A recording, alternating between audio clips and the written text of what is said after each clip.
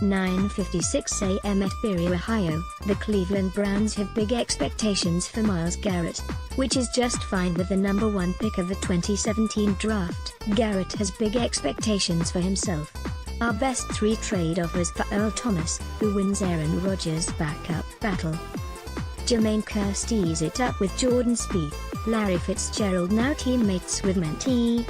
How chasing horses shaped Titans Evans. NFL training camp dates.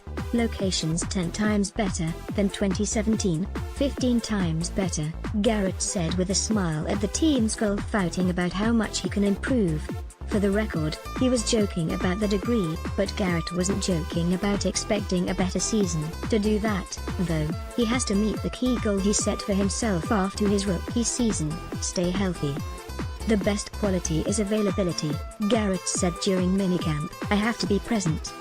It wasn't Garrett's fault that he missed 5 games as a rookie. He hurt his ankle in practice before the opener when a teammate fell on him and caused him to miss 4 games. He missed the Browns' trip to London because of a concussion. But Garrett felt those 5 missed games plus the time it took to get back to playing shape limited his impact. Even with those, though, he had 7 sacks in 11 starts. Projected to a full season, that's 10 sacks, and a double-digit sack season from a rookie would draw a lot of attention. But the Browns didn't draft Garrett first overall a year ago to be very good, and they've let Garrett know that. Myles Garrett had 7 sacks in 11 starts last season as a rookie for the Browns. Ron Schwan AP Photo General Manager John Dorsey showed Garrett tape of how Julius Peppers became dominant. Peppers, Dorsey feels, has a similar body size and approach as Garrett. Peppers has never been flashy or into showmanship. He's just a professional who has been outstanding, which is the same approach Garrett takes. I think that is the challenge maybe John was serving up. And it is no different to challenge than if I would go to Myles. Coach Hugh Jackson said, "You are supposed to be one of the best players in this league, go be it every week." Jackson agreed that staying healthy is the first key for Garrett, which in some degree involves not overdoing it off the field.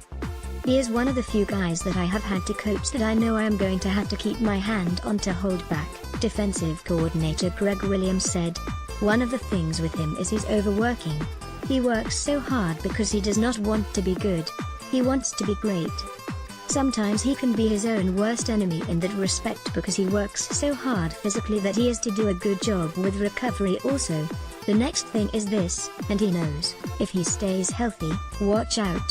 Garrett's conditioning has become legendary since he joined the Browns. A year ago he ended training camp practices with a series of 100-yard sprints. This off-season when Garrett ran sprints, Williams said he ran with the defensive backs and receivers. They were having a hard time keeping up, Williams said. How do you do that as a 280-pound man? Another measure of Garrett's growth is in his knowledge of the game. He admitted that it was an adjustment getting used to the speed of the NFL game. It is coming a lot easier, he said. A year ago, at this time Garrett was coming off a few months of training for the draft, which meant training for the 40-yard dash. This off-season he trained for playing football, which meant concentrating on technique and skills. Myles Garrett, right, sharing a laugh with Nate Orchard, jokes that he will be 15 times better than he was as a rookie in 2017. Ken Blaze USA Today Sports. I feel like I was just a little slow with my hands and not as good as I wanted to be last year with disengaging with the offensive lineman, he said. I think that I have really improved. He also will be reunited with his partner at defensive end. Emmanuel Ogbah returned from a foot injury that sidelined him for 6 games, and he looked strong and powerful. Garrett and Ogbah already had developed a bond, to the point that Garrett balked at the possible drafting of Bradley Chubb because he felt he and Ogbah could be special. The final factor that the Browns feel will help Garrett: a revamped secondary. The Browns' self-scouting from last season showed a secondary that could not play press coverage or run with NFL receivers. Changes were made. Jabril Peppers was moved from free safety to play closer to the line. Demarius Randall was acquired via trade to play free safety. Denzel Ward was drafted 4th overall to provide press coverage. 3 other free agent corners were signed. Peppers is the lone holdover, and he won't be in the same position. In theory this means coverage in the secondary should be better, which means the almost sacks that Garrett had a year ago will turn into sacks. The Browns believe Garrett was one step from at least a dozen more sacks, perhaps as many as 15 to 18.